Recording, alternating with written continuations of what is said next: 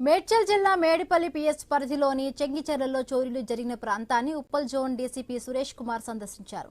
కనకదుర్గ అణుశక్తి కాలనీలో చోరీలు జరిగినట్టుగా తెలిపారు. మొత్తం 8 ఇళ్లలో చోరీలు జరిగినట్లుగా గుర్తించారు.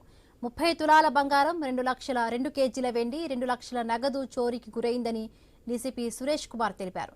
దర్యాప్తు కొనసాగుతోందని, త్వరలోనే నిందితులను పట్టుకుంటామని వెల్లడించారు.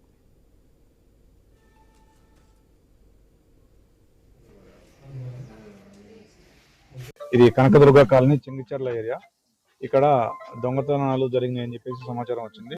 మా పోలీసు వారు SHO అండ్ ACP DI వచ్చి పరిశీలించగా ఒక 8 ఇళ్లలో దొంగతనం జరిగినట్టు తెలిసింది. వీళ్ళందరూ కూడా తాళాలు వేసుకుని పండక్కి ఇంటికి వెళ్ళిపోయిన సందర్భం ఇది. ఒక 30 తులాస్ gold, 8 kg silver and around 2 lakhs cash పోయినట్టుగా ఇన్మేట్స్ చెప్తున్నారు.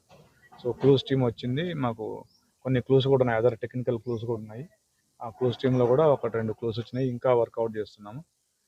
అన్ని ఇల్లు నిశ్చితంగా పరిశీలించి క్లూస్ సేకరించి we will catch the culprits. Sankranti పండుగ సందర్భంగా అందరూ ఊళ్లలోకి వెళ్లిన ఇళ్లే టార్గెట్ చేసుకుని దుండగులు చోరీలకు పాల్పడ్డారు.